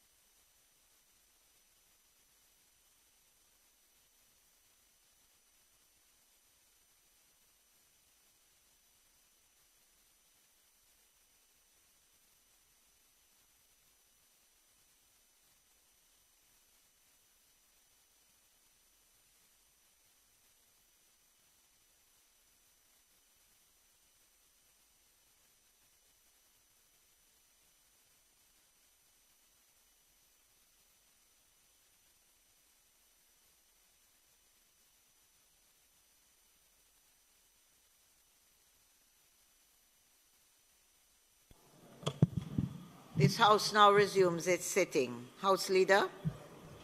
Madam Speaker, I beg for the members, please. Members, please, members. The House Leader is on his feet. Sit down. Madam Speaker, I beg for the recommittal of the items announcements, reports from committees, and notices of motions given orally. Members, the question before the House is that there is a recommittal of the item on the agendas, announcements, reports from committees, and notices of motions given orally. Those in favor? Aye. Those against? The ayes have it. Also laid on the table of the House today are copies of the report of the Standing Finance Committee of the whole House of Representatives, consisting of all members of the House, on the third supplementary estimate of expenditure for the financial year ending March 31, 2023. Reports from committees.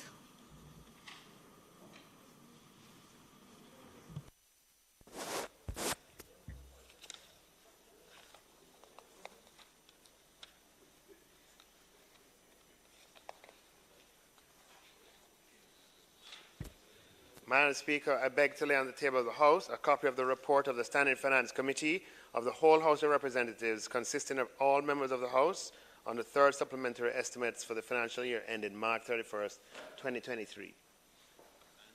Notices of motions given orally. Madam Speaker, I beg to give notice that at the next meeting of the House, I will move, be it resolved that the report of the Standing Finance Committee of the whole House of Representatives, consisting of all members of the House, on the third supplementary estimates of expenditure for the financial year ending 31st of March 2023, which was laid on the table of the House on the 2nd day of February 2023, be adopted. Madam Speaker, I further beg to give notice that at the later stage today, I'll move for the suspension of the standing orders to enable me to take this motion. Public business. Madam Speaker, I now move for the suspension of the standing orders to enable me to take the motion, notice of which I gave earlier. Members, the question before you is for the suspension of the standing orders to enable the Minister to take the motion, notice of which he gave earlier. Those in favour?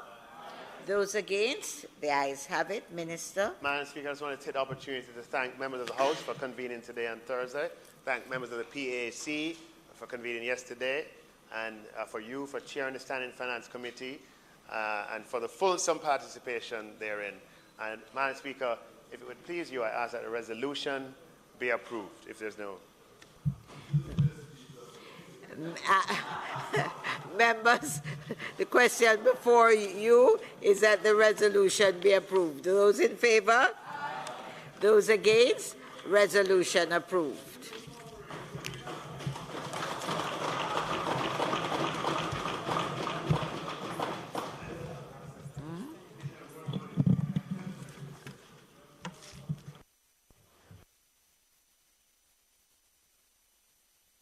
Madam Speaker, it is not intended to do any further business of the House today.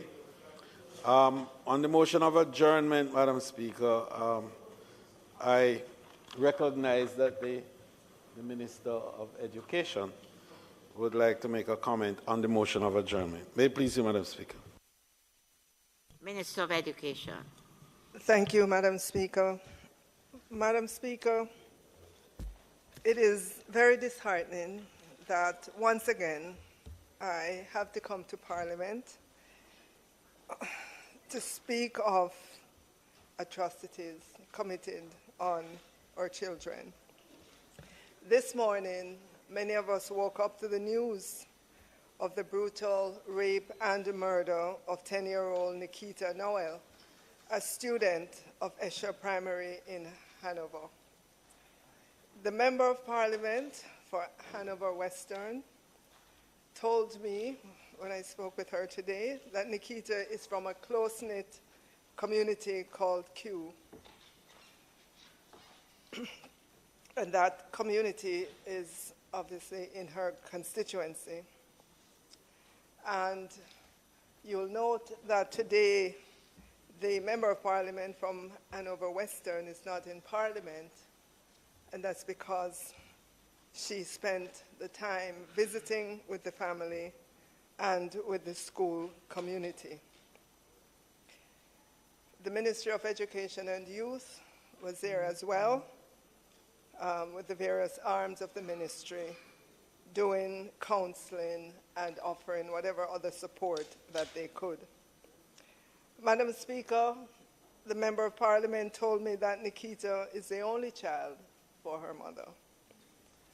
On March 1 of this year, Nikita would have turned 10 years old. Madam Speaker, the MP said that Nikita dutifully took the taxi that she normally takes to get home, and that her mother noticed after the time had passed that she had not arrived home. And so the first thing her mother did was to call the taxi, and the taxi driver said, "Of course, I dropped her off." And there were other members of the community who witnessed that she was dropped off. The Member of Parliament said that where she was dropped off in the taxi is within a few meters of her house. You know, her house is on a little incline, and she got dropped off, and then she'd walk up the incline. Madam Speaker, words cannot express the outrage and anger that all of us should feel at what happened to one of our little children. As adults, we're supposed to protect and care for children, not hurt and kill them. As a country, we have to join in the strongest condemnation of persons who brutalize or in any way, shape, or form harm our children. We should not normalize the brutality.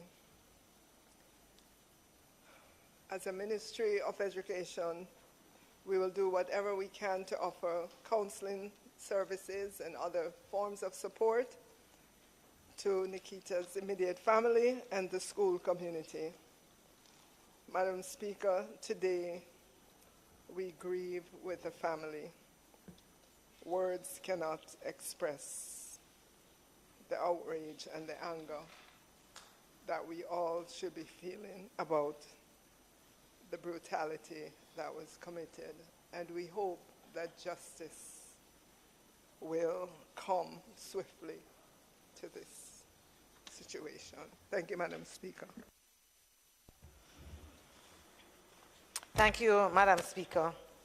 Madam Speaker, I rise to join the voice of the opposition in response to the statement made by the Minister, to add our voice as well.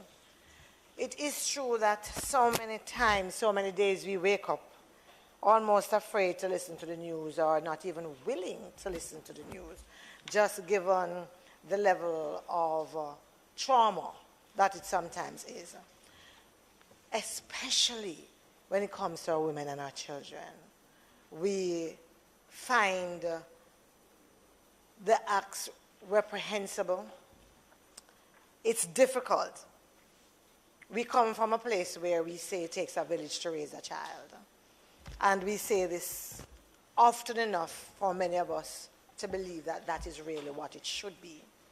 When these things happen, it reminds us that the village is not what it should be, that there are gaps that need to be fixed. There are breaches that we need to fill.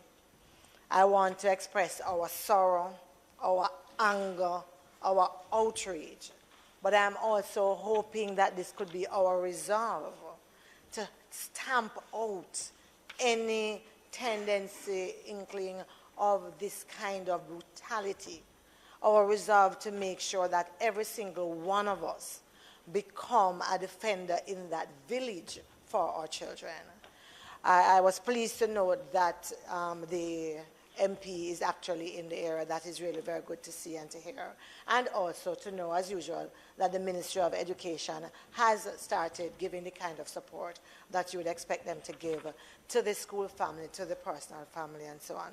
I always try to remind us, because sometimes we do the family, we do the school, but sometimes there are members in the community as well, you know, who would be close family and friends, and they don't get the same level of social support and counseling and therapy that they would need. So I want to just make sure that that is being done as well.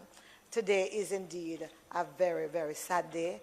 I want to add my voice to call on anyone with any kind of information that could help to catch the perpetrator, can help to make sure that justice is indeed served.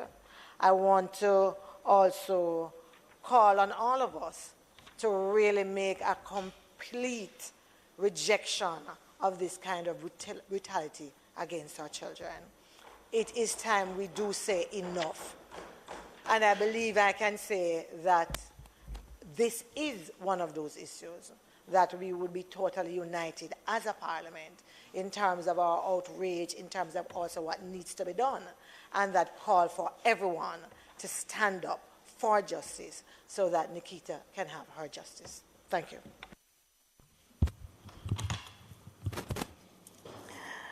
Madam Speaker, I rise to join my colleagues in condemning the brutal assault and murder of 10-year-old Nikita Noel, a student of Esher Primary in Hannibal. This heinous act is of deep concern to the entire Jamaican population, as it has created shockwaves across the length and breadth of Jamaica. This brutal act has negative consequences for the immediate and extended families, for the workplace, for community, and the entire global village. As you're aware, Madam Speaker, my ministry is taking the lead against family violence through financial and technical support from the Spotlight Initiative, which was launched March 9, 2020 by the Prime Minister, and is part of a global multi-year program being funded by the European delegation and is being implemented through several entities in Jamaica to address the very troubling issue of violence against women and girls.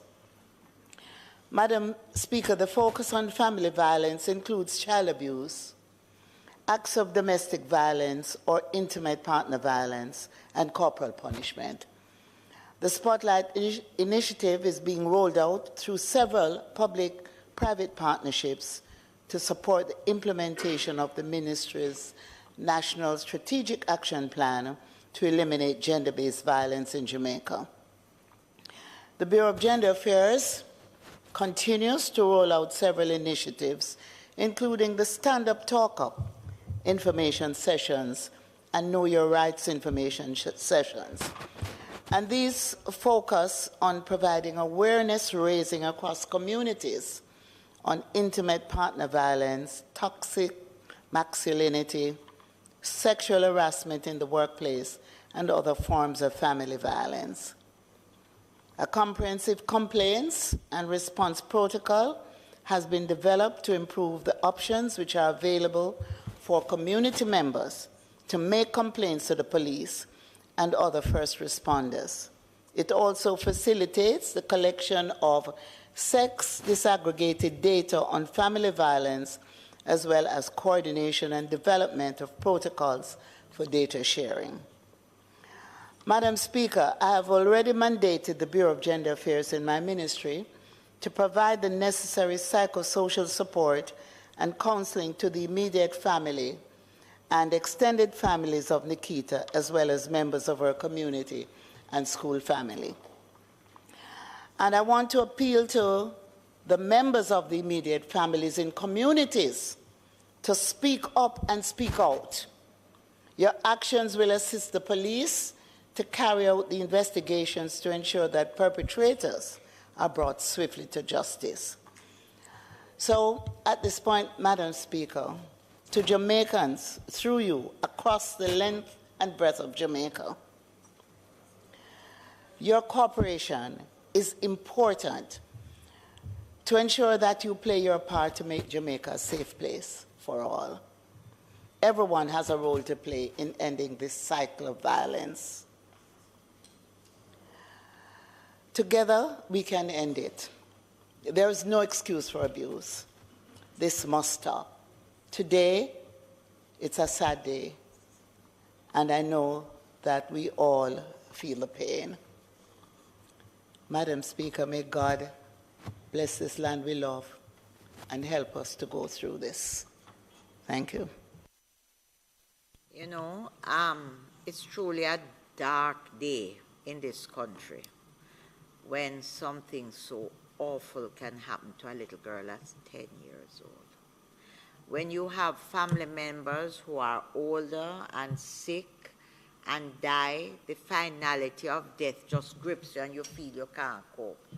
I can't begin to imagine what the mother and the family of this child must be going through. And I'm not somebody that is very often lost for words, but I just don't know what to say. I gather there is somebody held in custody, and I pray to Almighty God that the relationship of the person in custody is not what is going through the news now, because certainly something would be wrong with us. It is just unheard of. And as the minister just said, only the good Lord and time can help a situation like this, because it is just awful, and it is a woman's only child. We just have to ask God for his help. That's all I can say.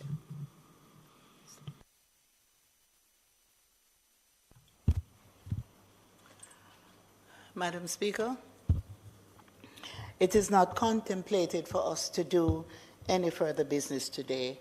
I therefore ask that the House adjourns until February 7th at 2 p.m. Thank you. Members, the question is that the House do adjourn until next week, Tuesday, the 7th of February at 2 p.m. Those in favor?